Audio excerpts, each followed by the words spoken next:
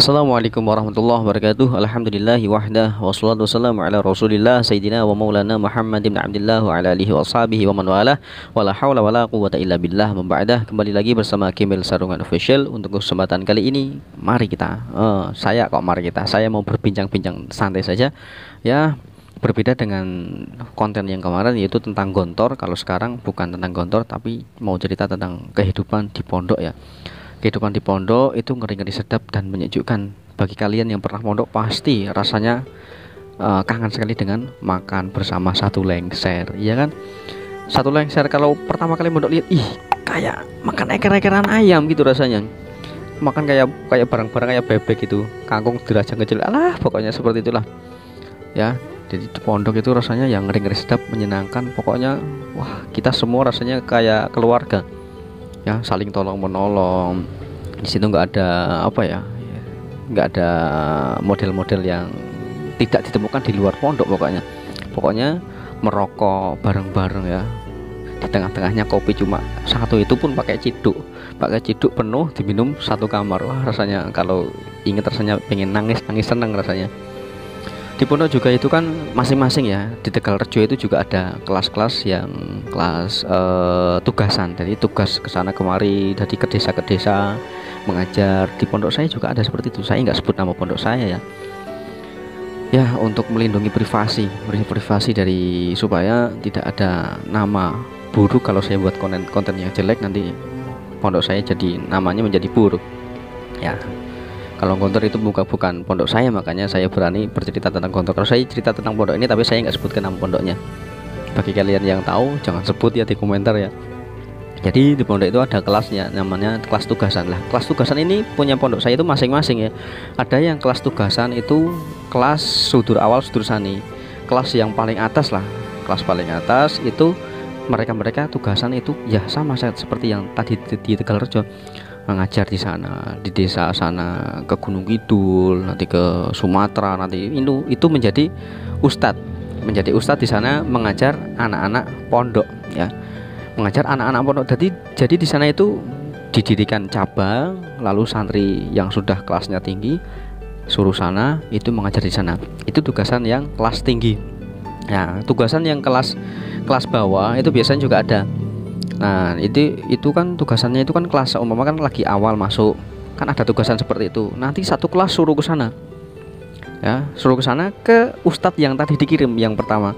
Nah, di situ mereka bareng-bareng ngaji. Nanti kalau selama 1 bulan yang betah ya di sana, yang enggak betah nanti pulangnya bareng lagi. Lah biasanya kan kejaring 1 2 3, nanti ada yang betah, nanti tugasan lagi masuk ke sana lagi. Seperti itulah. Ya, jadi ada cabang itu banyak sekali di pondok saya itu. Ada yang di Sumatera, ada di Lampung, ada di Medan, terus di Singapura, Malaysia, dan kemarin baru buka cabang baru itu ya di Papua. Nah, di sini saya mau cerita kisah ini sangat unik sekali karena di situ ada maunah, ada kelebihan yang Allah berikan secara anak itu tidak sengaja mendapatkan maunah tersebut. Jadi ya di pondok itu kan ada yang namanya tirakat. Tirakat itu ya riyadhah apa itulah, pokoknya tirakat, banyak wirid, terus banyak berpuasa, terus banyak beribadah kepada Allah, memasrahkan diri sebenar-benarnya kepada Allah.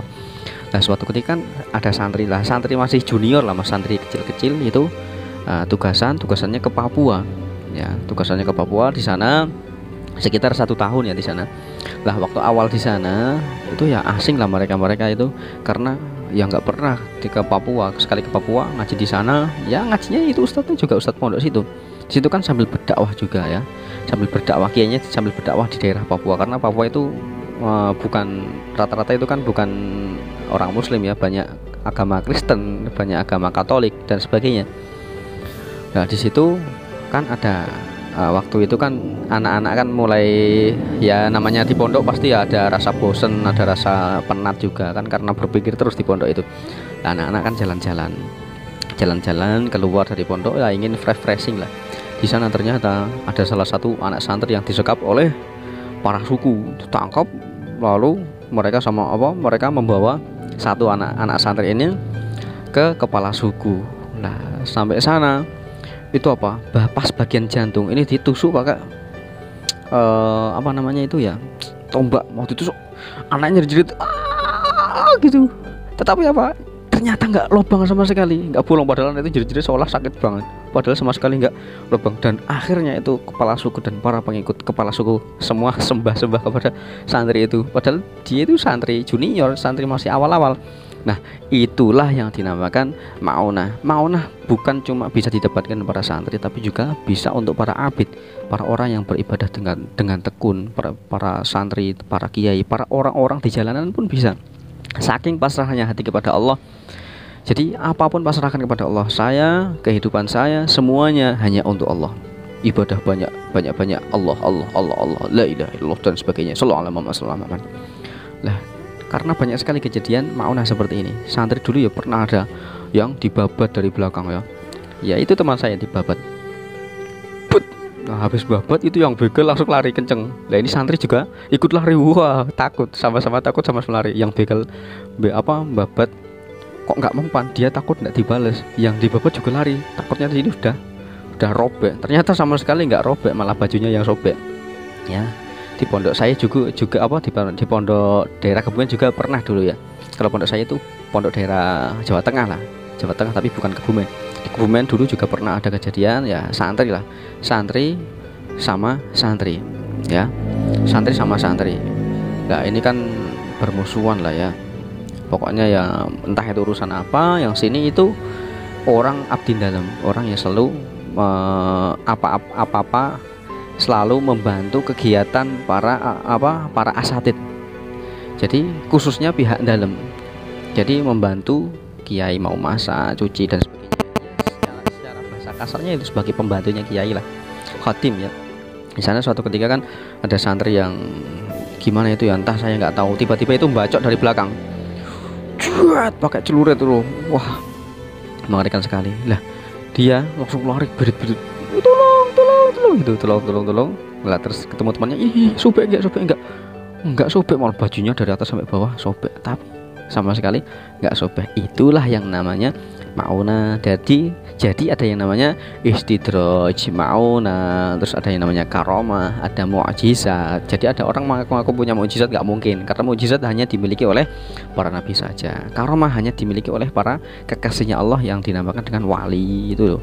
Ada wali majdub, ada wali sufi. Ada wali sufi itu juga banyak tingkat-tingkatannya. Ada yang wali abdal, wali aimah, yang paling tinggi kederajatan kewalian itu adalah wali kutub dan sebagainya. Pokoknya banyak sekali, karena wali itu jumlahnya seperti Nabi 124.000 itu.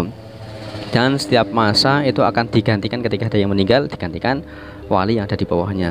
Ya, ada lagi yang namanya maunah, itu tadi yang saya ceritakan. Maunah itu kelebihan dari Allah yang diberikan kepada manusia, yang manusia itu tidak menyadarinya.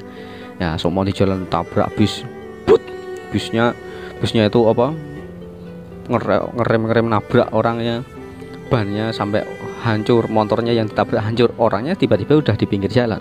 Itu namanya maunah. Terus ada lagi yang paling bawah, itu paling buruk-buruknya kekuatan yang hanya diberikan oleh Allah kepada seorang orang yang hatinya paling buruk saja, yaitu istidraj.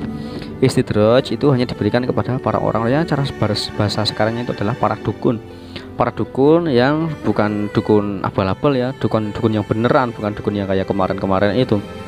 Ya, itu dinamakan dengan istidraj. Kenapa Allah berikan seperti itu? Supaya orang itu semakin sombong dan semakin tersesat pula, dan besok ketika meninggal akan semakin disiksa orang itu. Ya, seperti itulah. Jadi banyak kisahnya para santri yang tugasan, ada yang dipukuli nggak mempan, terus ada yang tugasan terus meninggal, itu juga ada. Di pondok saya itu juga ada. Jadi berkali-kali ada kasus itu karena bukan kesalahan dari kiainya, tapi kesalahan dari santri itu sendiri. Ya, suatu ketika itu juga pernah ada santri yang ngeyel, dibilangnya sama kiai, kalian semua waktu nanti takbiran malam jangan keluar ya, di rumah di pondok aja, karena itu kan santri jauh nggak bisa pulang. Saya nggak sebut daerahnya, nanti jadi ricu nanti. Jadi ada santri di sana ya, pokoknya itu ngeyel, dibilangin jangan keluar pondok, di pondok aja, nggak usah keluar lah. Itu santri malah keluar, pakai oncor sih itu yang dibawa biasanya malam lebaran itu loh.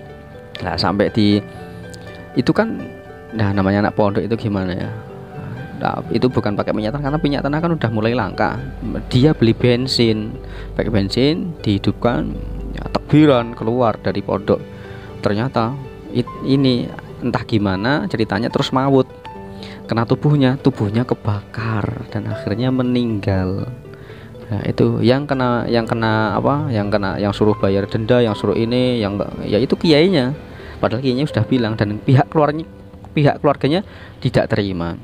Tetapi itulah makanya yang dinamakan kematian itu nggak bisa kita rencanakan ya, karena waktu dalam kandungan, waktu umur 4 bulan itu bikat birizkihi wa ajalihi wa amalihi, ditakdirkan rezekinya, amalnya, dan ajalnya.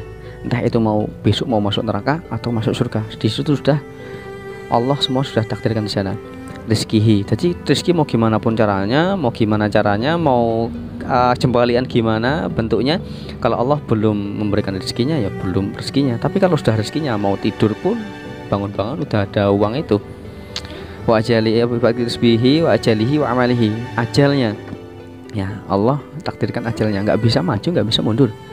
Terus wa amalihi, dan amalnya itu sudah Allah takdirkan nantinya. Tetapi di sini ya jangan sampai kita merasa saya mukul, loh kenapa kamu mukul aku? Ini yang menakdirkan Allah, ya nggak gitu juga ya. Ya bisa dipahami lah secara, pokoknya jangan cuma dipaham secara kata-kata, tapi juga bisa dirasakan karena bahasa majaz itu juga banyak sekali.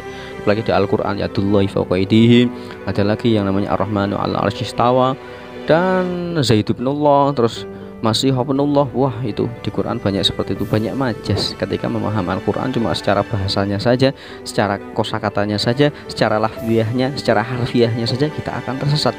Begitu juga kita memahami tentang situasi, memahami tentang apa yang sedang terjadi. Kalau kita cuma memahami yang ada di situ saja, kita nggak membandingkan di sana sini, kita nggak tabayun sama yang langsung ke sana, kita nggak akan tahu gitu. Sedangkan kita mulu-mulu seolah-olah kita yang paling benar, ya nggak apa-apa lah, karena manusia itu bermacam-macam. Ada jenisnya yang seperti ini, ada jenisnya seperti itu, ada yang jahat, ada yang buruk. Nggak mungkin manusia itu semua itu buruk, nggak mungkin. Pasti ada yang baik, dan nggak mungkin manusia itu baik semua, pasti ada yang buruk. Karena itulah perekonomian di dunia ini bisa berjalan, perjualbelian nuklir jadi laris lah. Itu makanya butuh permusuhan untuk itu semua laris. Kalau semua orang itu baik, nggak ada orang buka warung ya, karena baik semua pasti dikasih dan dikasih. Pokoknya ya bijaklah dalam kita bermasyarakatan, bijaklah dalam kita hidup bersama para manusia, apalagi para netizen.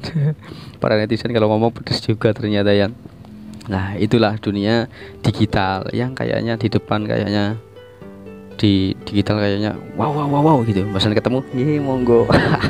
Itu sudah sering sekali terjadi. Aduh. Nah, jadi cukup sekian dari saya. Itulah yang dinamakan dengan maunah, tugasan para santri. Ya, saya yang kisahkan tugasan para santri. Kalau kalian punya cerita yang lain-lain tentang santri-santri, silahkan tulis di kolom komentar. Kalian bagikan kisah kalian, apalagi kalian yang pernah mondok aja, ada keajaiban apa saja yang pernah kalian rasakan, atau teman kalian yang pernah teman kalian rasakan ya. Semoga video ini bermanfaat, menjadikan semangat para santri untuk terus berjuang dalam menimba ilmu. Billahi taufiq wal hidayah. Wassalamualaikum warahmatullahi wabarakatuh.